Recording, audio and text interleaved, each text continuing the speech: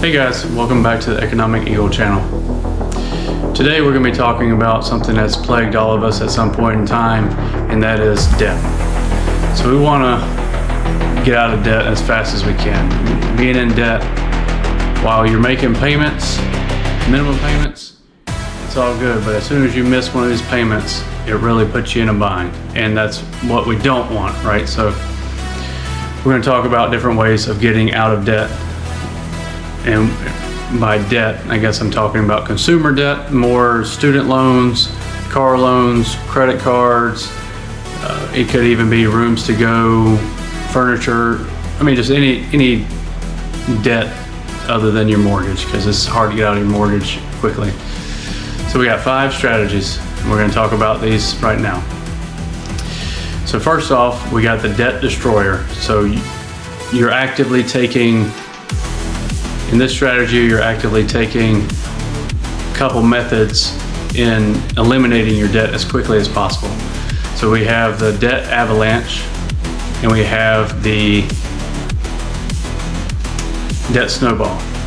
So the debt avalanche and the snowball, you take all your debts and your monthly payments, and you put them in a spreadsheet, or you put them in a list, and you list them out.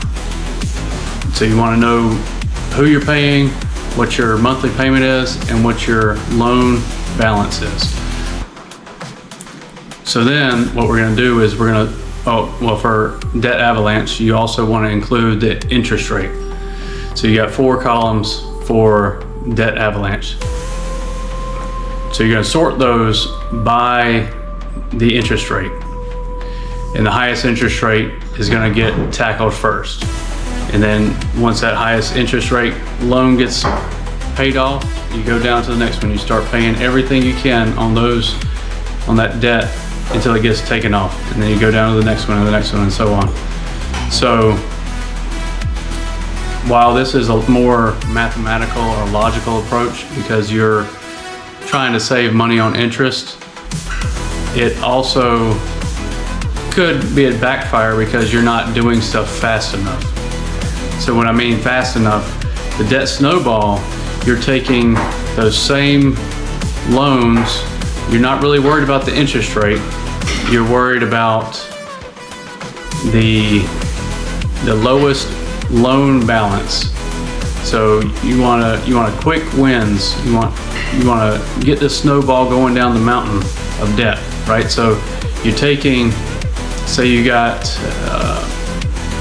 we'll put up over here, we got the lowest value is $25 monthly payment, and the next one is a $75, and the next one is a $150, right? So we got 3 monthly payments that we're taking, and the $25 one's the lowest, but it also has the lowest loan value. So we want to put every extra dollar we have against that loan and knock it out. So that's really only going to save us $25 a month of minimum payments. But now that you've gotten the ball rolling, you can take that $25 and put it on the second loan, or the second from the bottom loan. So as you pay off one loan, you have a little bit more money. As you pay off another loan, you have both those money. And then you pay off your third loan, you have all that extra money that you can put on to a 4th loan, a 5th loan, whatever, going up. So again, that's more of a psychological trick, right? You're starting off small, something that you can do in a month or 2, then you move on to the next one. It's going to take you another month or 2 or 3. The next one, 4 months or something. So you're slowly increasing your stamina to getting out of debt. So that's your first strategy. Your second strategy is a budget boot camp, and we've talked about this on the budget video. And same principle. You're budgeting. You're wanting to track every penny that you're spending. You've got to know where you're going. So we already talked about the zero-sum budget. This is where this really shines. You know where every dollar in your income is going. And that's crucial, especially if you want to get out of debt as fast as you can. If you have $500 extra a month, if you have $1,000 extra a month, you want to be able to put that on that bill, that loan. You don't want to just wind up at the end of the month say, where'd my $1,000 go that I thought I was going to have? So you got to know. Third strategy will be no spend weekend challenge. So I really haven't done much on this. I've never done this personally, but if you're typically the type of family or whatever to go out on a weekend and have fun, whatever, well, obviously you're going to spend more money on the weekends. And I've noticed that when I take vacations. If I'm taking a vacation, even if I'm staying home, we're usually going out, doing something, spending money, and it's like you don't budget for that normally, so it's very tough, and you spend more money, right? So the no spend weekend doesn't mean you can't go out, but do things that are free. I mean, there's plenty of parks. I mean, in the area where we're at, we have national parks, we have state parks. If you buy for the state park, if you buy one of these passports that they have, you can visit these parks as much as you want to during a year. I mean, it costs $100, I think, nowadays, but you don't even have to do that. You can go to national parks, those are free. You can find other type of free activities to do. I mean, kids' playgrounds are probably not the best thing, but I mean, we have toddlers, so that's kind of where we venture to, those types of things. But I mean, again, just get out there and do something for free. Take your lunch, pack you a lunch, a cooler, and go have a picnic and enjoy nature and outdoors.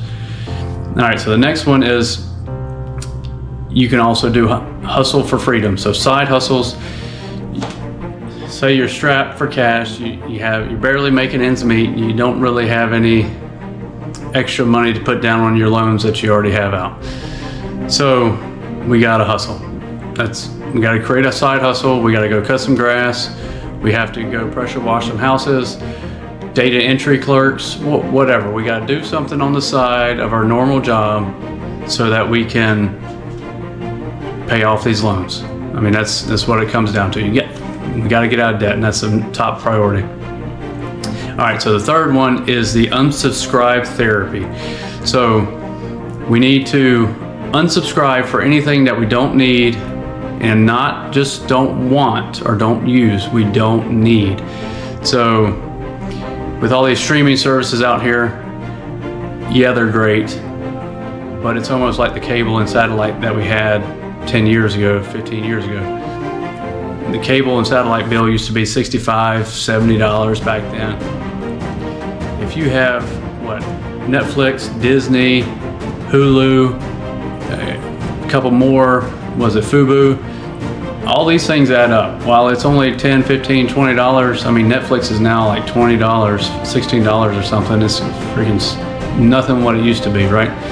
So what we have to do is just pick one streaming service. Cut out the other ones. I mean, that $30 you might be saving, $45, put that directly on a loan on your balance. Anything else that you might have, what do we got? Subscriptions, not necessarily medication subscriptions, but just any kind of subscription service that you have. Even here we have a trash service because we live outside of the city limits. I could easily go to the dump if I had to, if I wanted to. I mean, cut your own grass, whatever.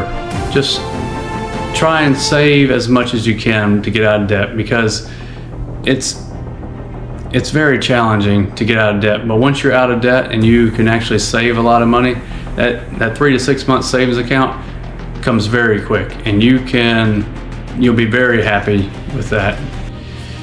So in summary, we just got to remember, getting out of debt, saving 3 to 6 months worth of expenses, it's not a it's not a sprint. It's a marathon. It's going to take you I'm not going to say a few years, but it's going to take you every bit of a year to 2 years to do that. Most people can get out of debt in maybe a year, 18 months, but it's going to be diligent, and you got to celebrate your wins. You got to stay motivated, and that's why I like the debt snowball personally myself. I can see these wins. I can tick these wins off like every month, every 2 months. I can knock off the bill, and that's what kept me motivated. I could see progress, and it wasn't just I'm paying down something. I'm seeing progress with this bill getting cut off, and that's why I like that one over the debt avalanche, because your highest yield or your highest interest could be on your credit card. Well, if you got a $10,000 credit card, that's gonna be hard to pay off, right? And I guess while we're talking about that, I can go to the next subject. So credit cards, if you do have a $10,000 credit card loan balance, what I would suggest you do is go and take out a new credit card. You'll most likely get a 0% financing for 12, 15 months, 18 months. You can roll that over, and you can roll your $10,000 balance into your new credit card for 0 interest for those amount of months. Now don't mess up and go and put more money on that original credit card. You have to stay diligent, and just with a 0% interest on that new credit card, you can pay off your debt a lot faster that way. But we'll talk more about that in a future video. I hope you gained some knowledge from this. Comment, like, subscribe, and we'll be posting more videos as the weeks go on. See you next time.